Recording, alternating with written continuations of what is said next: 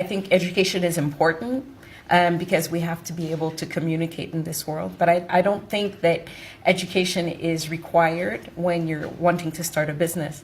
Many of the very successful business people in Cameroon, for instance, Right. had no education, were actually illiterate. So I don't think that, we don't want to limit entrepreneurship to educated. And I think sometimes being overeducated is actually bad for entrepreneurship. Because you're underskilled. Because you know too much and you don't take risks. So education is not one way, and it's not getting a degree, a diploma, etc. Right. Yeah, So yeah. when you look at somebody who's, so we talk about formal education. Yeah. So that's different from also the kind of knowledge that you would need to run a business. So yes, you need to understand the finance part of it, but you don't need to be a qualified accountant to do that.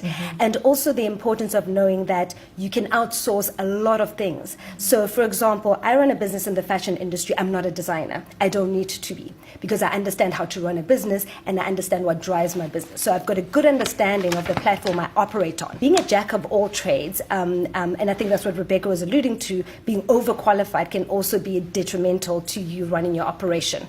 And being able to leverage off people with those skills, that's actually where the art is. If anything, I went to school, the things I learned in school, I'm not using right now. And a lot of young people are like that. So you learn best from experience. So through experience, interning from such a young age, young people need to volunteer to work. And then from there, you build your CV. You understand? So when you build your CV, which doesn't necessarily mean that you have a degree, when you build your CV and you put it on a piece of paper, you could actually go to someone and be like, hey, I did this and I'm looking for X amount of money. Can you please support me? It doesn't necessarily have to come from a bank.